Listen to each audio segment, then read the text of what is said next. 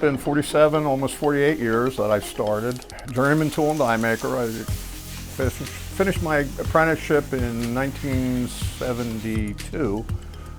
Stayed at the shop for a few years, learned a heck of a lot. Then I had an opportunity that came along from a guy who had a shop in his basement who did work for this company that I'm still doing work for. I went over to his place one night and I left there with the biggest smile on my face. That was a golden opportunity.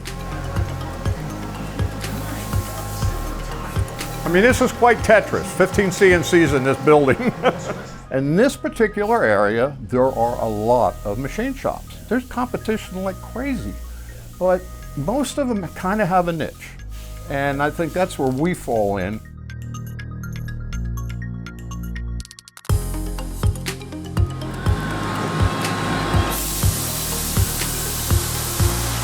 Now what we have here is a block of just 1018 steel, and a lot of it gets machined away. We'll get around to the finished part.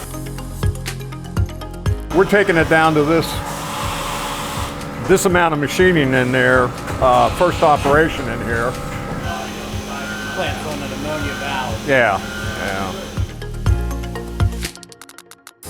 The motorcycle end of it came about, well, let's see, we've been at it for like 25 years, and that just derived out of a passion for bikes. Always had a passion for motorcycles. I got my first Harley and I just got bit by the bug. I started going to some bike shows with some friends that I connected with.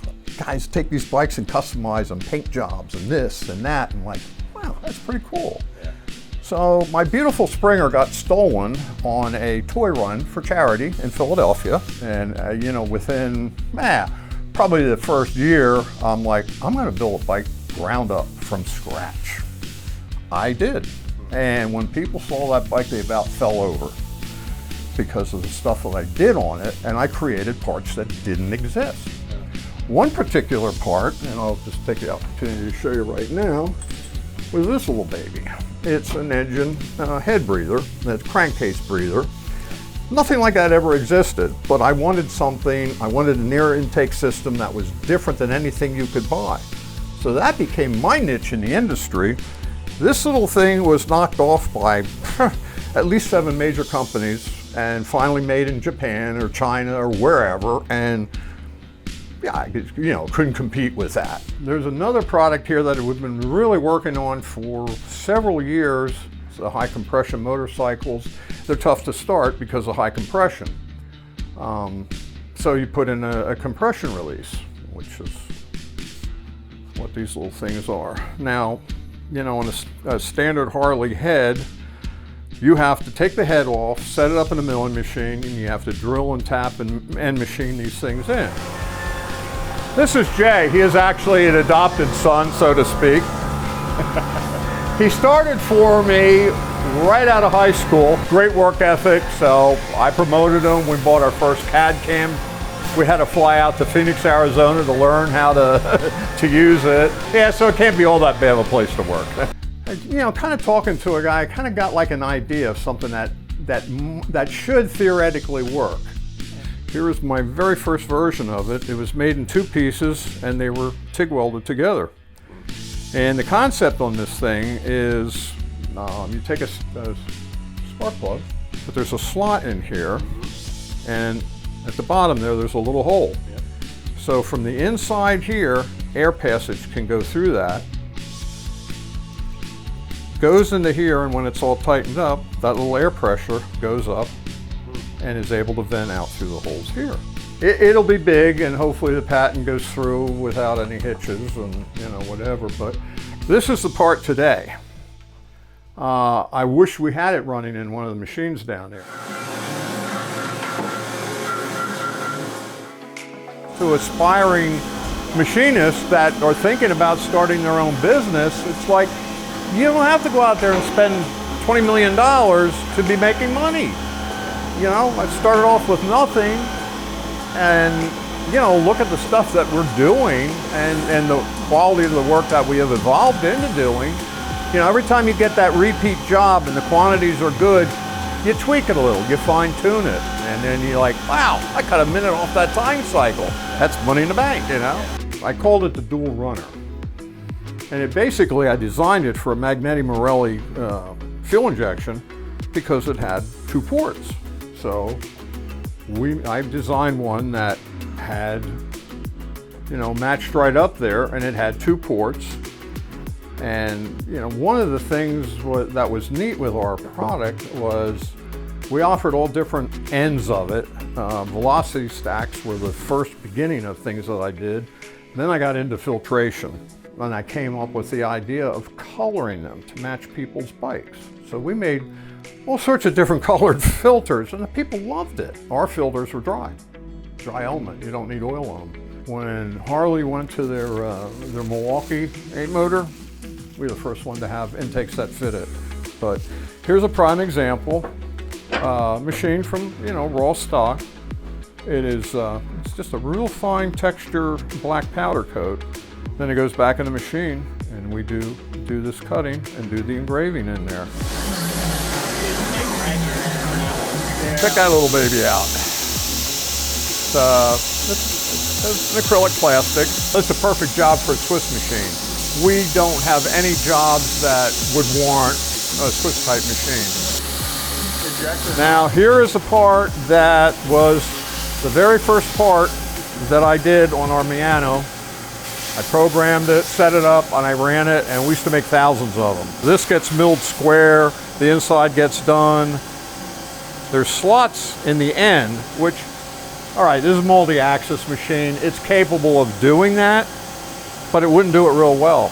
So my tool and die background said, hey, I can stamp that. So I made a little die, and we got a little arbor press, because it's got a square on there, we can orient it with a little fixture that's got 6 sides, and the guy sits there and boom, boom, boom, boom, boom. It's perfect. It was a great job that we did for a long time. This is actually, at this point, it's a prototype part. It's a version of something that, remember I told you earlier about this one little housing that we made like 5,000 a week of? Yeah. This is like a next gen on that. We're hoping it, flies, and then, the orders come in big on it. I think it's only a 100-piece order right now. This is our first Doosan, and I'm really happy with it. This is the lathe master here. We'll let this one cut the cycle time down by at least 50%. The capacity, the versatility of it all, the speed.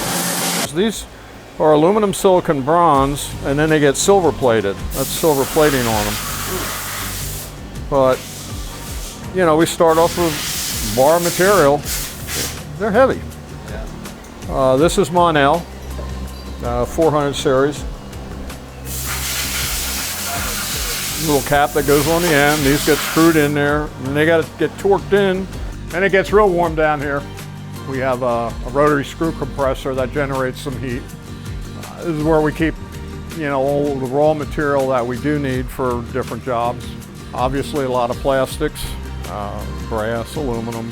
A lot of the parts that we make come from a 2x4 foot sheet of plastic. Now, this is PVC. Wow. We run it through our table saw there to rough cut it, and then it goes in the machine and gets turned into a finished part. Jakey here is so multitasking. He's one of my best employees ever. He can keep this cell, basically. He's beyond an intelligent robot. This was my first L&S Miano that I bought.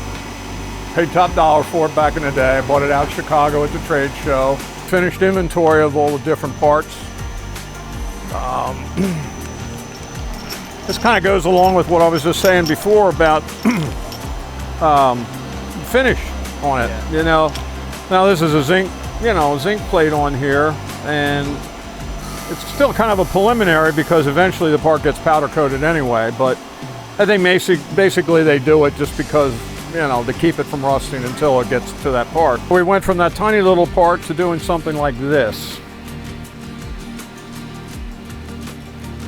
And I believe I think that's the part, or similar part to what he's running down there. But these are different, basically different sizes of the same type of part. This is what they call the 10-inch, and this is $200 a foot. So, again, when people say cheap plastic, not so much. You know, we do a wide variety. I mean, there's Teflon, nylon, Delron, Kynar.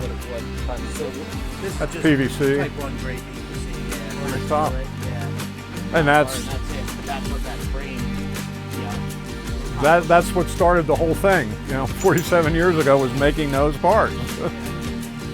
Look at that. I mean, I think that's pretty impressive machining-wise. And I totally forgot all about, you know, the acrylic, you know, plexiglass type material. But Yeah, talk about some of the challenges of this kind of thing. well, to try to keep it looking good, you know, if you have a piece of steel or aluminum, and you can Scotch Brite it, polish it, whatever. About the only thing you can do with this is you can flame polish it, but you got to be real careful. It's tricky to do it. So it boils down to having the right tools, tool geometry, chip removal, because boy, you heat this stuff up and you're gonna blow that finish. It's one of the things that, you know, we kind of specialize in and are proud of. You know, the quality, you know, the appearance, tolerances. This one still has the protective paper on it, but you know, again, it's the same. These are all kind of similar things, you know. They're for metering, you know, a fluid or a gas or whatever going from one place to another. A lot of machining there. Yeah. I mean, you know, it's a pretty good wide variety of work that comes out of this little place. I'm extremely proud of what I accomplished to start from virtually nothing. I mean, a couple drill presses and a few things, you know, to evolve to this, to have my sons in it, and to see them taking it to the next level. And the parts that they have done, I mean, they probably have added probably 400 parts to the array from when I retired.